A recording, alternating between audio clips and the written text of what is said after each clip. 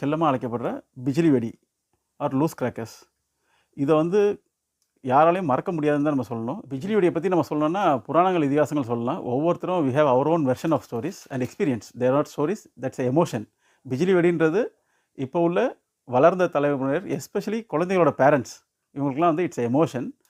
And நான் பர்சனலாக என்னோட எமோஷன் ஷேர் பண்ணணுன்னா, ஒரு பிஜிலி வெடி பேக்கெட்டை ஒரு மாதம் முன்னாடி வாங்கி டெய்லி 10 வெடி 5 வெடி வெடிச்சு, ஒரு வெடி வெடிக்கிறதுக்கு முன்னாடி அது ஊதுவத்தியில் கொளுத்தணுமா இல்லையான்னு கூட தெரியாமல் ஓட்டம் பிடிச்சது, இதெல்லாம் என்றைக்குமே மறக்க முடியாது.